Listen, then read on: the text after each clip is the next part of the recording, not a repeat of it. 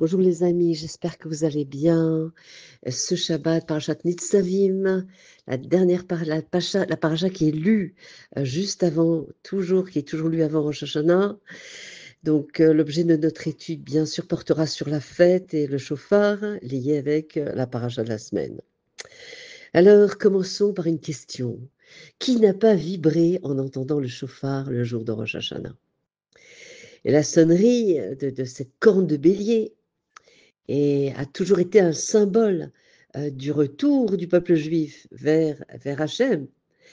C'était un appel à la teshuva.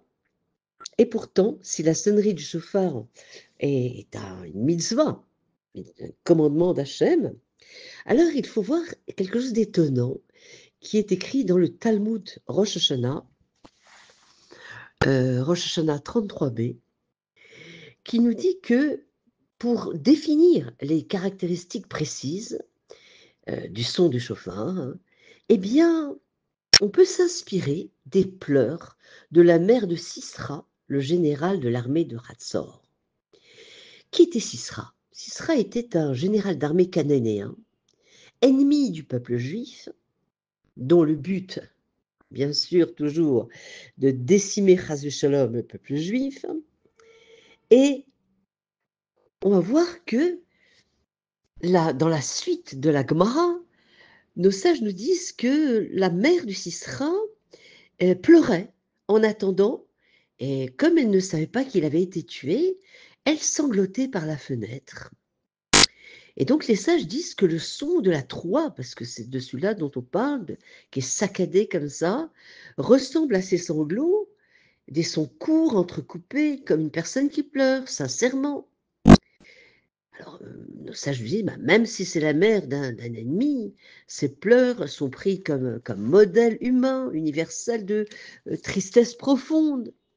Et il est vrai qu'à Rosh Hashanah, on fait entendre ces sons-là qui expriment notre douleur, notre regret, notre envie de changer.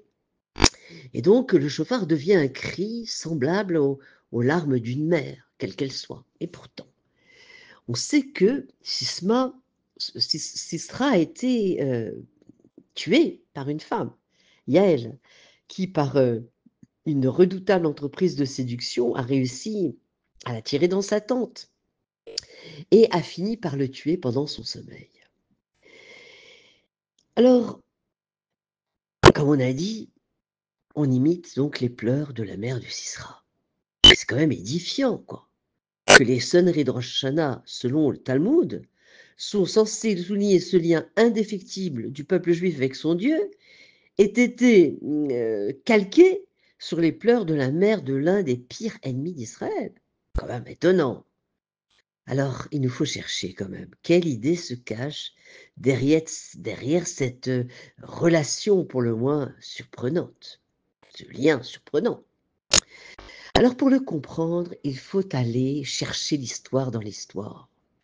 Ce que le texte ne dit pas, mais qui est pourtant l'essentiel, nos maîtres nous enseignent en effet que le stratagème qu'a utilisé Yaël pour mettre fin à la menace de Sisra a une autre conséquence incroyable. Car il faut savoir, ce qui est peu connu, que de leur union est sortie l'une des plus grandes figures qui va changer le cours de l'histoire. Un homme qui sera la source de toute la sagesse du peuple juif et qui n'est autre que Rabbi Akiva. Alors l'enseignement ici est magistral.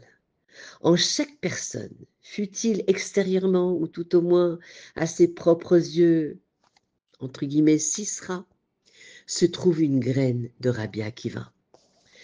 Les pleurs de la mère du Sisra, dans leur dimension inconsciente, exprimaient la crainte que le potentiel incroyable qui sommeillait en son fils ne soit à jamais perdu. Ainsi en est-il des sonneries du shofar. Elles expriment sans mots et la prière qui émane du tréfonds de notre être, qui nous dit en substance, ne laisse pas la meilleure partie de toi-même sommeiller en toi à tout jamais. La prière de Rosh Hashanah a pour objet de demander à Dieu de nous permettre de faire émerger de nous-mêmes, ainsi que de ceux dont nous avons la charge, de ceux qui nous entourent, cette graine de Rabbi Akiva, afin de la faire éclore, grandir et devenir ce qu'elle est capable d'être. C'est pourquoi, après chaque sonnerie du chauffard, nous disons dans la prière du Moussaf, Hayom Arat Olam, que l'on traduit comme cela, aujourd'hui est la naissance du monde. Et si l'on se réfère à la source de ces mots, il apparaît une contradiction criante.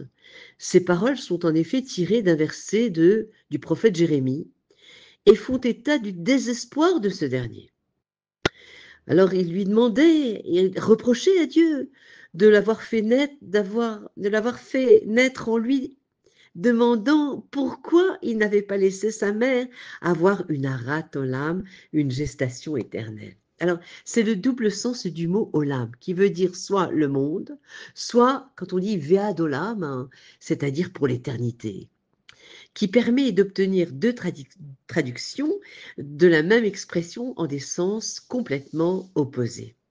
Et c'est précisément là que se trouve le génie de la liturgie juive. Le jour de Rosh Hashanah, nous proclamons que chacun d'entre nous a un potentiel qu'il nous faut développer.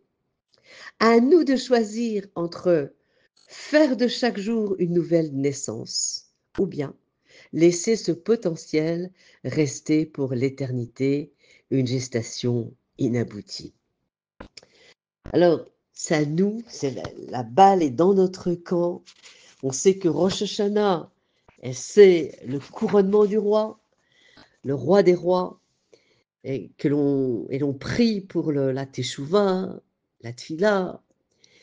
Et donc, c'est en réalité, pendant Rosh Hashanah, nous devons faire naître en nous la conscience qu'il est roi, intégrer en nous cette réalité. Et cette conscience ne sera possible qu'en fonction de notre capacité à nous soumettre à sa volonté. Et c'est cela la prière de Rosh Hashanah.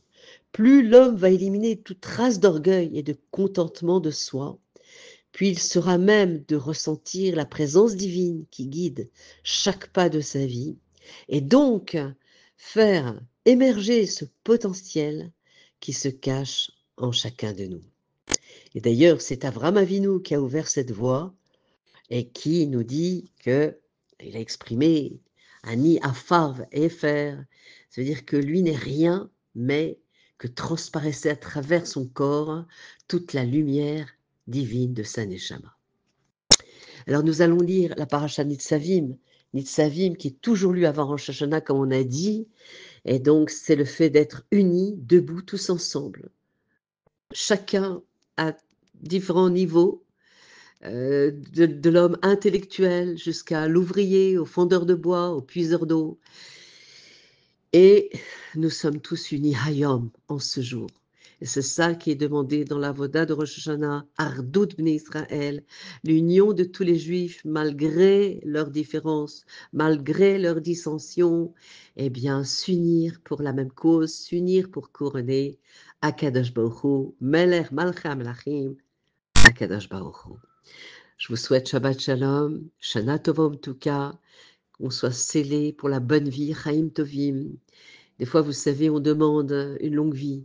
Mais il y avait un grand rabbi qui disait, au lieu de demander la longue vie, de mettre de la chayout dans notre vie, d'ajouter de la vitalité dans notre vie, les jours qu'Hachem nous a donnés jusqu'à 120 ans, et que cette vie, elle soit pleine de chayout et d'enthousiasme pour servir à Kadosh Baruch Hu.